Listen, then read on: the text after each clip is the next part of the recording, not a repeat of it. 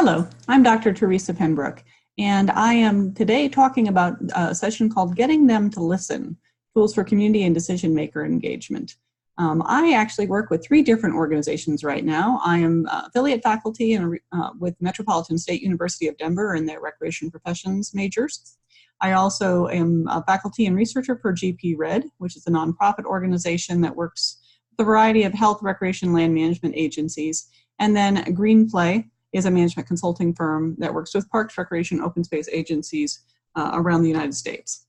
So I wanted to really teach this topic today, and the learning outcomes I'd like to cover are how to gain understanding of various techniques that we can use to gather and convey information. And this is true not only in the work environment, but also you can use a lot of these tools in your personal environment too. So feel free to think about these in whatever way makes sense for you. But the idea is, how do we identify stumbling blocks when we're communicating, or when we're trying to get our point across, or stumbling blocks, ways that we listen that we may not be fully understanding what people have to say?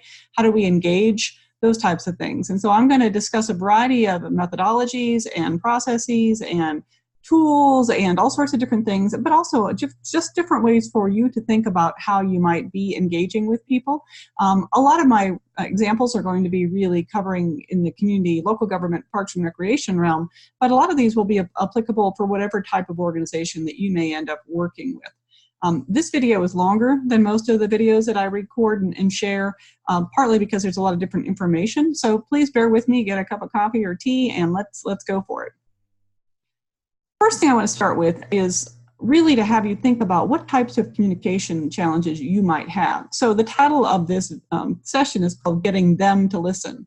And I'd like you to think about, okay, well, who are them? Who is a them in your world? Most of my focus today is going to be talking about decision makers or bosses or the public. A lot of this is going to be about how do we get the public or key stakeholders, a variety of different people to pay attention. But you can also think about the other them in your life. It could be your significant others, your parents, your children, if you have them, all of those different things. And so a lot of times in communication challenges, they come across because we have a difference in terms of what we're trying to do. We have a difference in shared vision and mission. We're not wanting the same things. And so if we're not speaking the same language, quite often we have a problem getting our point across. There is sometimes also dissatisfaction with the various research that's been out there that somebody's done before, or people don't know about the research, or they refuse to look at it. And often in the local government realm, there's a lot of political roadblocks that we run into.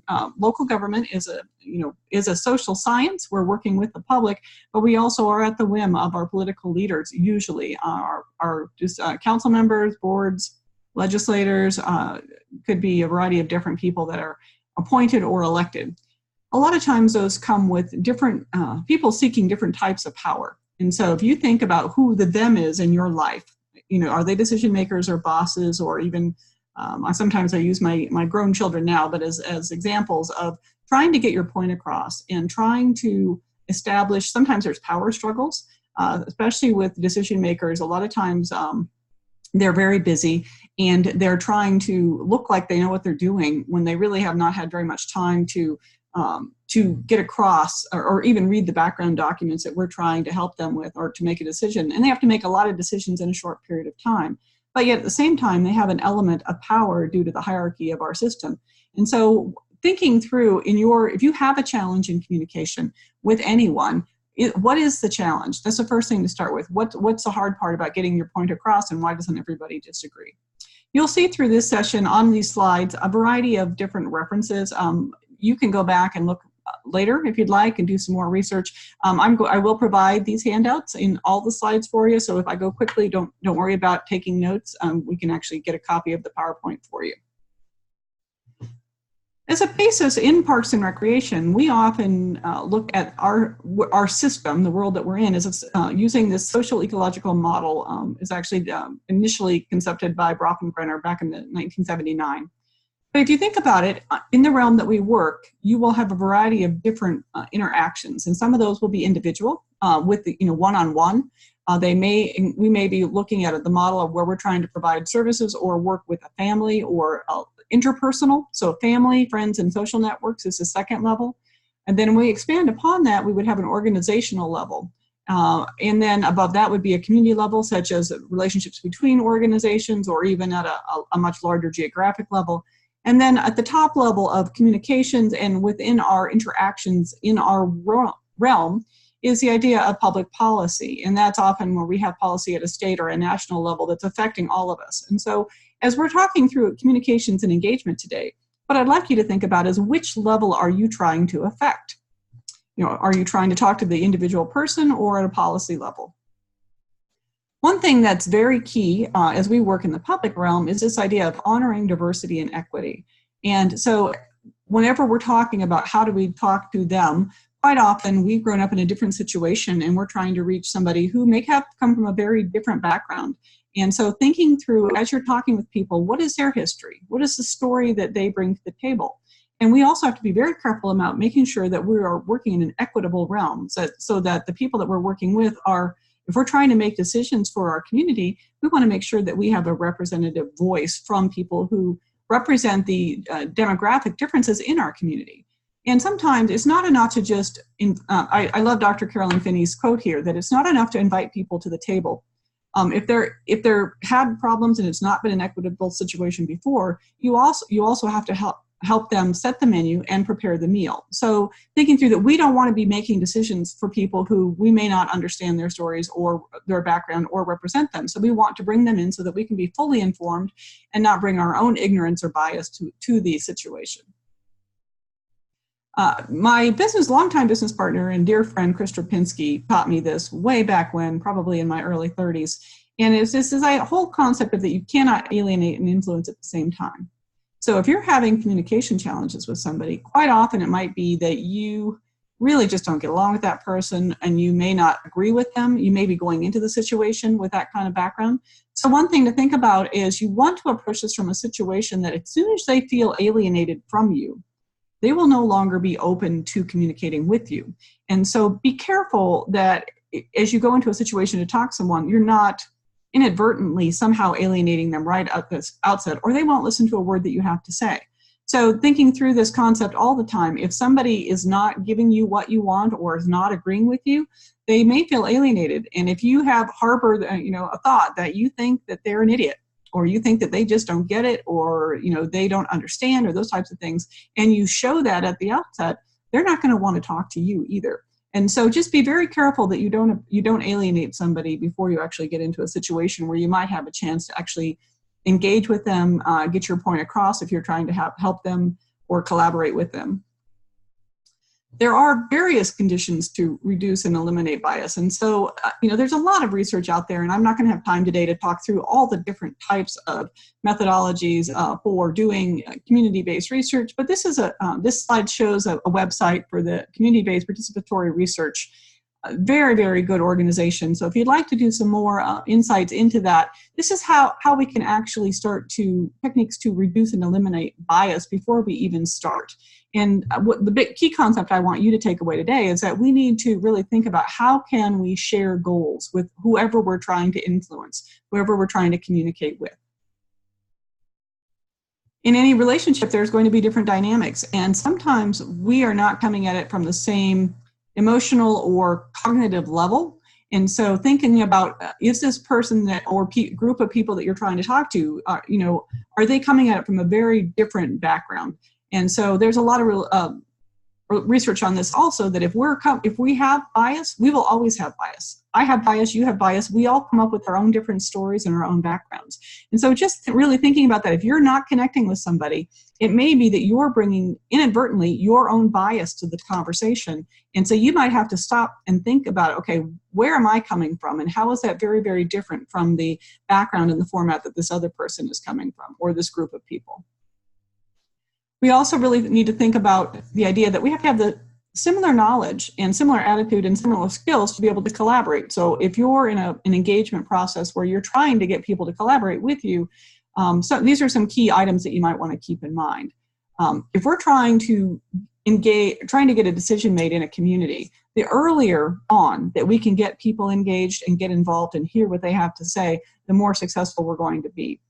I talked a little bit about the power struggles. Here, if we can figure out a way to do the win-win with power sharing, and always make sure that the situation feels like I have your best interest in heart and you have my best interest at heart, then we're going to be much more likely to convey an agreement or come together. And that goes right along with creating mutual respect. Regardless of our backgrounds or our power levels or wherever we're coming from, we need to make sure that people feel like they are respected and that their voice is being heard.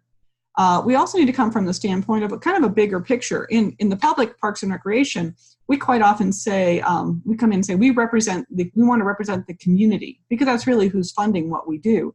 And so making sure that there's always this bottom line of whatever we're going to decide has to have a community benefit.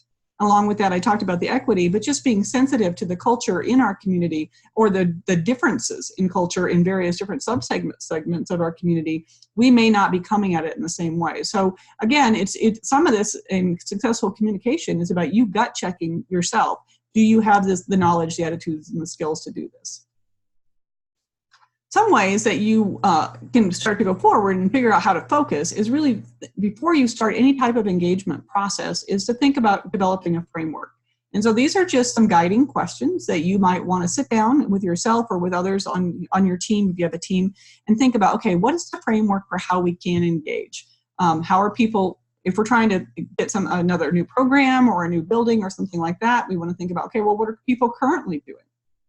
Or if you're talking to somebody, it might help you to sit and think, okay, are they currently satisfied with the status quo? Because if somebody's satisfied, they have no reason to really embark upon change. And so think about that. Are they satisfied or not? And if so, why are you wanting to make change?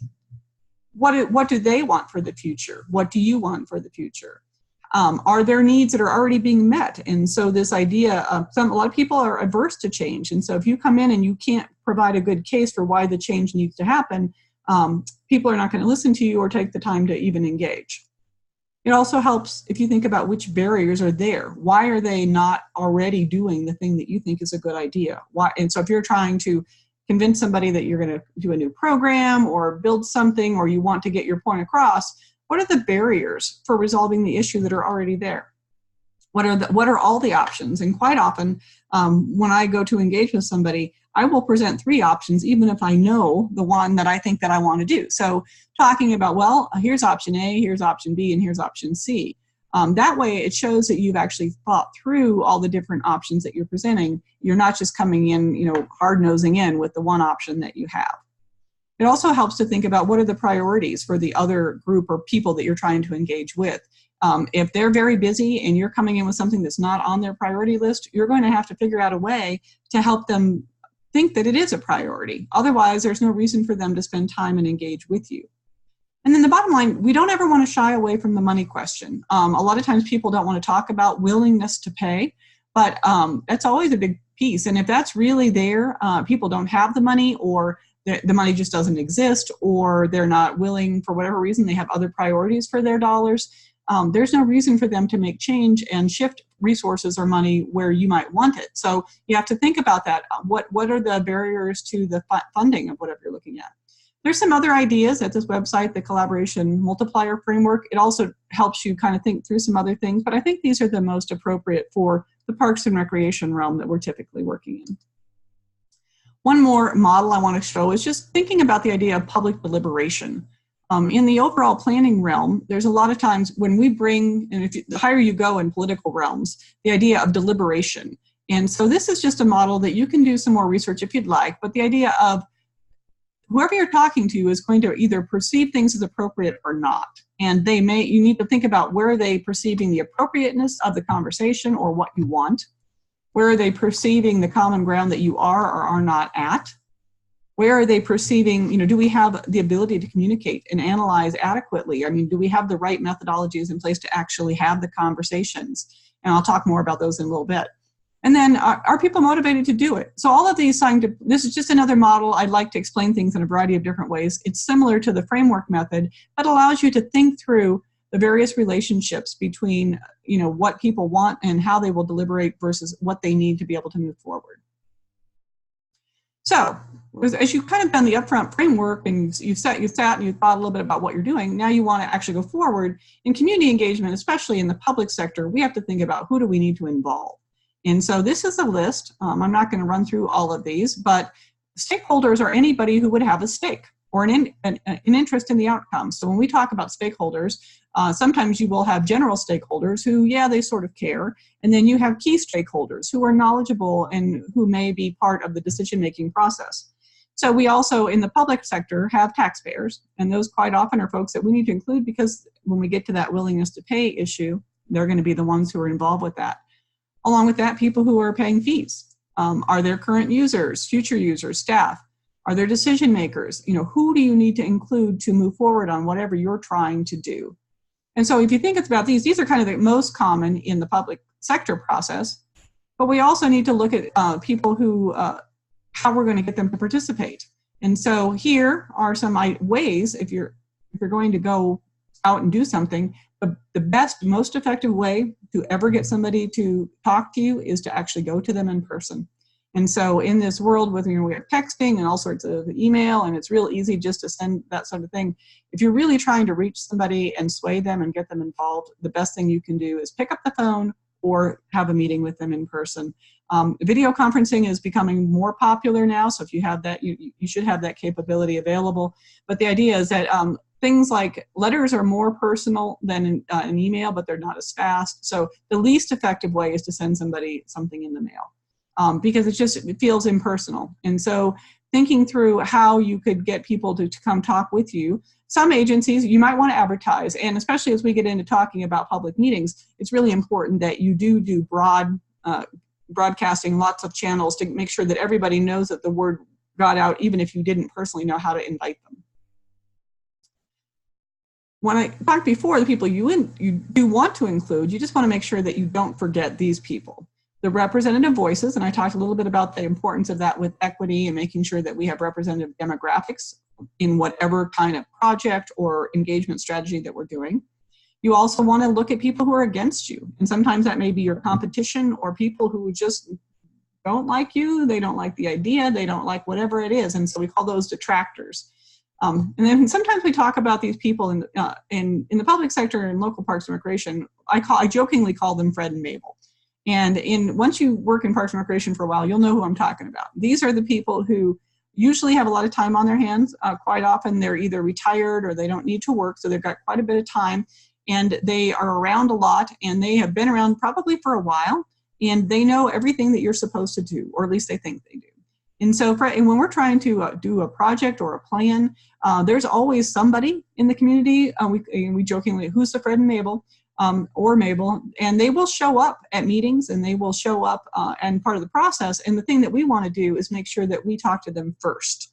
I often like to figure out who Fred and Mabel might be in a community, and then talk to them right up front and say, Fred, I want, or whatever the name is of that person, I want to hear everything that you have to say about this project or this thing that I'm trying to do, because they're going to be heard one way or another because they're involved and they have time and they're engaged already.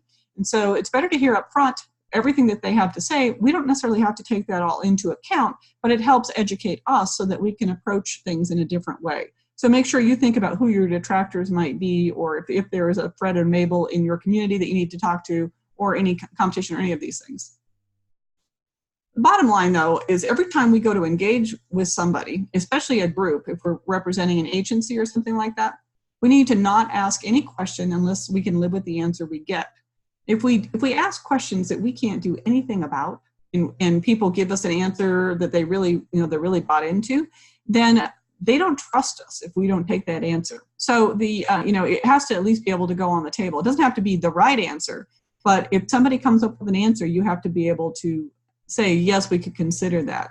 Because if a group of people came up with an answer and you asked, and you don't go forward with what their answer was, that again, you lose trust. And so think about the questions that you're going to ask, or the way you're going to engage people carefully before you start asking, because sometimes it's watch out, you might get what you're after. And people will bring things to you that you did not perceive. I hope that makes sense. So once you know who you're going to bring in, the next piece is to really think about how are you going to engage them. And so this slide shows just a graphic with a variety of different engagement methods that Greenplay uses. And I'm going to talk through these. These are really kind of an overview of mixed methods approach for information gathering and engagement in any community. And so I'm going to talk through all of these. Kind of a bottom line, though, is we typically always do individual discussions. We will talk through focus groups, which is a group of people, and I'll talk a little bit more about that, but a group of people that are focused on a specific topic. We always have, in the public sector, come one, come all public meetings, and those are the ones that are widely advertised, and that way anybody who has something that they want to say can come. We usually do interviews with stakeholders, and those may be people who are knowledgeable, like key staff or that sort of thing, or they may be, volunteer leaders in the community, or people who have been around for a long time, or Fred and Mabel, any of those people. So those folks, and then key leader interviews. Those would typically be, if we can interview everybody who's a decision maker, that always helps, because then we know up front what they want. So if we're trying to do a plan or get a project going, we have an idea from them. And then I'll spend some more time talking about the social engagement, meaning technology-based outreach. That's really a growing field for us. And so using social media, virtual meetings, like, kind of this, Zoom calls, things like that, online surveys and tools. But those are really growing in terms of our arsenal of how we can engage the public. This slide, I am not going to cover everything on it, but really this is an overview of a whole bunch of different types of information gathering methods that we can use. And the key piece here is that I want you to think about, okay, who are you trying to get engaged with? Across the top of that row, are you trying to talk to people who are users of what you're doing? Are you trying to really approach voters or citizens? Are you trying to, in your project or your thing that you're trying to get done, are you trying to get key stakeholders, staff, decision makers, partners? Do you need outside expertise? Is it something where you would like to have an objective third party or somebody who's bringing in knowledge or resources that you may not have available to you right now? So that top row is the who. The second row is all different types of methodologies, and we'll talk more about some of these. And again, this slide will be available for you, but depending on who we're trying to reach, these are some of the more common methodologies. And so we always sit down right at the beginning, again, as we're doing the framework, and think about, okay, which methodologies are we going to use? And then from that, you're thinking about, well, what type of outcomes are you trying to get? Are you trying to get new amenities, or are you trying to get support? Are you trying to get a new policy done? Are you trying to come up with ideas from the outside? So again, I'm not going to cover all of these, but think about that and use these as you're starting to kind of brainstorm, okay, well, who and how do we need to talk to people? Another thing to think about is what type of engagement or meeting are you going to have? Open, structured, or semi-structured. So open is where people can come in and really have all their ideas, and there's not really a set agenda. Structured, an agenda, if you have a very structured agenda, that can keep people on task and it helps the time be shorter, but sometimes it doesn't allow for brainstorming. Quite often we use semi-structured approaches where we come in with an agenda and we have a set time period, and we keep people on track, but there's always open-ended options, so people can bring us new ideas. And depending on whether you're coming in and actually in the information gathering stage for something, or you're presenting things for people to respond to, you may use a different type of structure. I like to talk a little bit about this term of consensus. Consensus does not mean that everybody agrees. Consensus means that it is something that everyone can live with. And the idea is that in the public sector especially, we're never going to come to agreement. Not everybody in the room is going to agree. And so we're trying to come to consensus to best represent usually what the community wants as a whole, or a group, what a group wants. And so it's a key term to explain up front to people, that we're probably not going to all agree on every single detail of this, but we're going to try and come to consensus on the key ideas. We typically use a mixed methods approach, and so there's qualitative methods that can help you generate ideas, and then quantitative methods which are helping you test ideas. And so in a qualitative thing, it might be like, just open-ended interviews where you're really asking people their ideas and you're trying to be educated and generate deeper understanding. Or you might want to come up with, hey, what do you think? What types of things could be involved, and generate options and get their perspective. With the quantitative methods, it's more testing. We have options and we want them to prioritize. And there's a variety of different ways to do that. Some quantitative methods would be if we had a meeting and we took a whole bullet point list and we put it up on a white chart or a board or something of things that people want.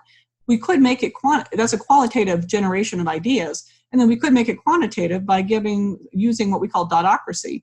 We give everybody 3 dots and they get to come up and put their favorite dots. And so the whole group can actually quantitatively prioritize the ideas that came up from a qualitative way. And so we use both methods. Some other ways that you might use qualitative are if you have focus groups. Those are typically qualitative in nature. They may be structured and they may have a quantitative component. Stakeholder interviews are almost always qualitative. Intercept surveys. If I go up to you in a park or at a recreation center and I say, hey, tell me your ideas, what do you think about this? And I provide for open-ended surveying, then that's going to be qualitative information. It's not random and it's not statistically valid at that point. Now we can start to quantify if we get a whole bunch of those things or we cover a random group, then a survey can become statistically valid and quantitative. But usually if you're just doing open-ended interviews or if you're having everybody in a class fill out a survey at the end of the class, that's a qualitative feedback because it's not necessarily, I mean, it may be a little bit quantitative, but it's really getting ideas from the users and it's not random. Online formats are typically qualitative because anybody can answer. And then public meetings are usually qualitative in nature, at least at the outset, because we're really generating ideas from a wide variety of people. Quantitative things might be more like a statistically valid survey, or if we do have the voting that I talked about. And quantitative ideas are more representative of a whole, so that's why the randomness is important. If we have a random group, and you'll learn a little bit more about this when you look at surveys, but the idea of having a group that is random will give us a more representative idea of the whole if we can't survey the entire group. So thinking through how important is that for you, for the data that you need to collect or the information that you need to gather for your decision making. Another thing to think about, so now that you've thought about techniques, now you want to, you've thought about how you're going to get people there and your meeting ideas. These are just some techniques in the meeting, during the meeting, that can actually help. So making sure that your agenda is well structured, and quite often that people know, they know why they're there. Quite often we like to put if something celebratory at the beginning of the meeting or the agenda so that people are happy and they're talking about good things before we get into things that need action items. SWOT analysis is one thing that we can do, and you can look up, Google that for more information, but it stands for strengths, weaknesses, opportunities, and threats. It's a pretty common planning tool where we are asking people, so typically if we're trying to do a master plan or something, we will ask people, what are the strengths of the organization? What are they doing right now? And then we'll also ask what are their weaknesses? What are they not doing right? What are opportunities as we go forward? And we usually use a modified SWA. We don't ask about threats because most of the time the general public doesn't know the difference between a weakness and a threat. But the difference is for you, a weakness is internal and a threat is external. And so as you go through, you can use that type of analysis to very quickly get a room full of people to help you identify some of the things you need to look at. So I'm not going to go through all of these. Again, if you have questions at the end, you can always feel free to email me. We use open houses, interactive polling. A charrette is simply a design term that has to do when people are actually coming up with ideas. It's used a lot if you're trying to design a new building or come up with concepts for a new park or something like that. We will hold a charrette for generating ideas. So now that you're thought about the techniques, you have to think about who should facilitate who should lead the meeting. And this is very important because if you are staff and you're trying to make sure, say you're trying to make sure all the other staff are on board, you may not want to lead the meeting because then they think that you have bias. So the leader should, typically in public sector, should be perceived as an unbiased opinion. Now, if you're in a staff meeting, that's going to be very different. Obviously, whoever the supervisor or the director is going to have that position. So think through who should facilitate the meeting. If you're doing a public meeting or a meeting that's contentious at all, you're trying to look at a variety of options, it's very, very important to have an objective third party. And so some ways that you can do that is you can hire people, obviously, but you can also bring in, like if you're working in Parks and Recreation and you need to have a meeting about something that's very contentious, you might want to ask somebody in another department that works for the city or the department, the agency that you work for, hey, can you facilitate this meeting for me? And then I will facilitate another meeting for you. So that way you can kind of get on the same side of the table so that you're one voice in the room rather than the leader of the meeting. And that's very important so that at the end of the process, people perceive that you are part of the decision, but you didn't, jam it down their throats or that sort of thing. So think through who should facilitate for you. Other concepts that you might want to understand, the idea of informed consent is that, people know, if they're sitting in a meeting, you can explain up front that if you sat here in this meeting and you have not said that you don't agree with this thing and you walk out of here, then we're going to believe that you do. So that's informed consent. So that this kind of helps people know that they can't just sit there and be quiet and then be mad later because you didn't do what they wanted them to do. So you might want to introduce that concept. The other one here, veto power. Quite often, if you're working, say I'm a director and I'm bringing you all in as staff and we're talking through something and we're all generating ideas and we've got this great plan that we've all come up with for something, I still have to take it to my board or my council above us. And so the board or council can still say no, that they have veto power, even if we've come up with the best idea or plan in the world. And so understanding who in the organization or who in your realm has veto power is important. And it's important for you. If I'm leading this meeting with you, I need to tell you up front that council has veto power. That way you don't distrust me later when they say no and we've all decided yes. Okay, and I hope that you understand that. And the other piece of political will, being aware, since we work in a political realm, what's going on, paying attention to, and a lot of us don't want to pay attention to politics, but it's very, very important in our lives. And paying attention to who has power and who doesn't will help us be able to sway people better. If we understand what they want, and again, it goes back to the power structures that I've talked about earlier. If we can understand what's driving people and what their vision is, then we have a much better chance of being able to make change.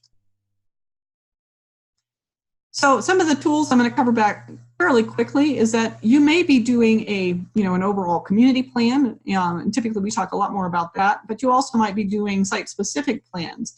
And if you're doing site-specific, like you're looking at a park site or something like that, you would do different types of engagement, but they would still be, you have to just think through who are the stakeholders and who are the people that need to be involved there.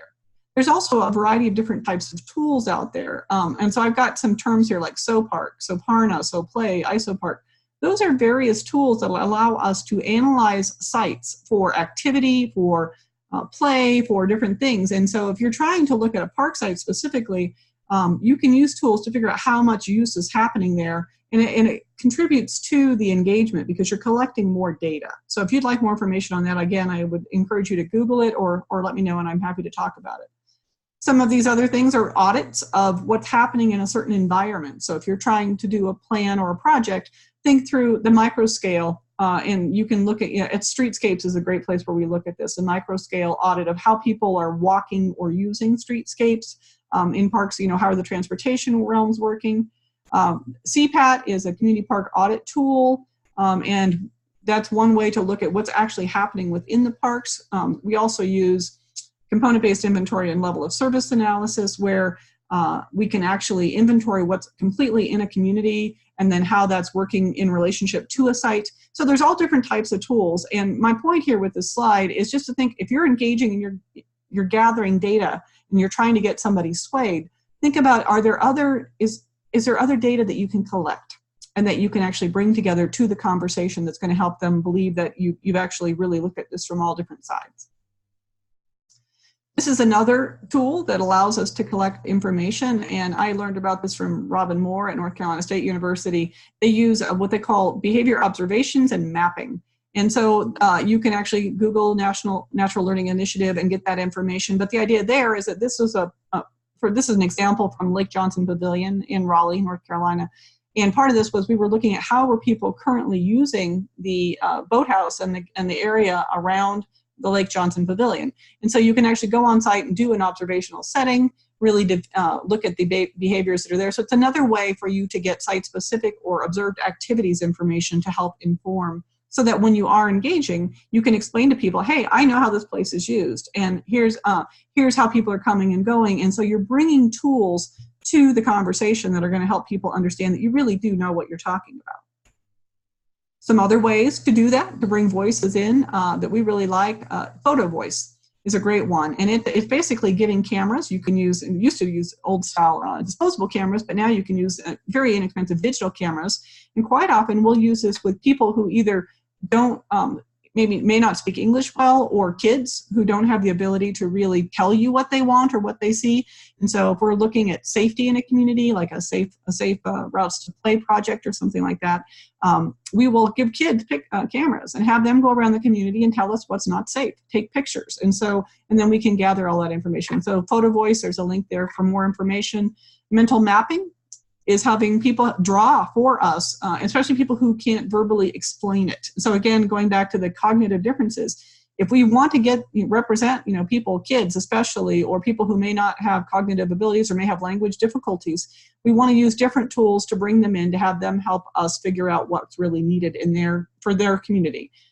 U-mapping is another way to do this, and Dr. Pamela Ritt we've worked with her quite a bit on getting youth to actually map where they go and where they don't go, because this can influence where we might want to increase activity or provide safety measures or things like that. So those are just some more examples of tools that you can use to gather data. Another tool that we use is called the Surveillance and Management Toolkit. You can find out more information about this at GPRED. We're using that to look at how we position Parks and Recreation as preventive public health providers. And the toolkit looks at a variety of different elements and looking at the community system as a whole and how Parks and Recreation is affecting various factors like safety, nutrition, physical activity, social engagement, all of those different things. I just wanted to make you aware of it. If you're ever working in a community or where you're trying to figure out, okay, we want to improve health in some way, this is a tool to help prioritize and engage people in a step-by-step basis. And so I wanted to share that with you. Other tools that I said are important, the online engagement piece. I don't have time today to go in through all these, but there's quite a few books now. Flick has done a really nice online qualitative research book that talks about all the different types of research tools that you can use, and that's there. There's also some websites here, whether you're looking at using the internet or whether you're looking at doing a variety of different types of summary types of engagement. Place Matters has done some really cool work, and there's a website there. So I just wanted to show you that this whole idea of community engagement and public participation and making decisions in a realm where we have to get people's opinion, gather information, is vast. And there are new techniques, and there's new people every single day who say, oh, we've got this great way to do it. I've kind of given you the basics for this. And so thinking as you go forward in your life and in your career, as you're trying to get a project or a program or a plan approved or done, think through all of these different engagement strategies so that you can make your point and get your point across so that people will buy into what you want to do. So I kind of wanted to talk about this right here at the end, is that no matter what you do, no matter how wonderful your project is, no matter if you've done every single method that I've outlined and you've done the entire process and you've advertised and you've done all this stuff, there's still going to be somebody that comes in at the end and says, this is the first time I've ever heard of this project, or you didn't ask me. There will always be somebody that you miss. And so the key to knowing this is that, okay, we're going to do as much outreach as we possibly can to get the right stakeholders, to get the right people. But the only way that you can protect yourself at that is to document how you did it. So make sure that you are rigorous and that you do have a framework for why you're talking to people, who you're talking to, and then all the different techniques and tools. And especially if it is a big, community-wide thing, document all the outreach that you did to invite people to come in. Because that way, at least you can say, hey, we did this, X, Y, Z, and I'm sorry you didn't hear about it, but here's all the other people that we did talk to, and here's why we're making this recommendation or this decision. So that's the important piece, is that it always comes up. The other thing I want you to carry forward is that anytime you're going to engage people, and just think about this, is always clearly lay out what is the purpose of why we're talking, why are we doing this, the whole process, the next steps, the who finally decides. I talked about the veto power. Make sure that you've always got that in mind and tell people, and tell them not only here's why I'm talking to you today, but here's what the time frame is. And a tool so that your people know upfront, tell them at the beginning and tell them at the end. Here's what we're doing. And even if you're just doing a one-on-one interview or conversation, it always helps to clearly lay out why we're here today so people don't feel like you're wasting time. And then at the end, letting them know, okay, well, when can I be involved again, or when will I see the outcome of this? That's very important. You'll see the parking lot here is it's a technique that we use in meetings. Sometimes you might have a meeting on a specific topic and somebody comes with a completely different topic that they want to talk about, or they're going off in left field. In a public meeting, we can't tell people that we don't want to talk about that. People have come to us, and so we have to listen. But what we can do is facilitate in a professional way, and we can say, hey, that's a really interesting suggestion or comment that you just brought up. That's not why we don't have time to talk about that today. But what I'm going to do is I'm going to put that up and write it on a whiteboard, or I'm going to write this down and we're going to park it. We're going to and say we're going to keep this idea in a way that I'm going to get it to the right person, and we'll have this conversation with you, or I'll talk to you after this meeting when we have a little bit more time. And so it allows you to park an idea, and sometimes it's very helpful to explain that concept up front. Right when a meeting is starting, that we're going to have a parking lot here for any ideas that are off topic, because we don't want to lose them. We're glad you came today. And so we're always welcoming to everyone who shows up.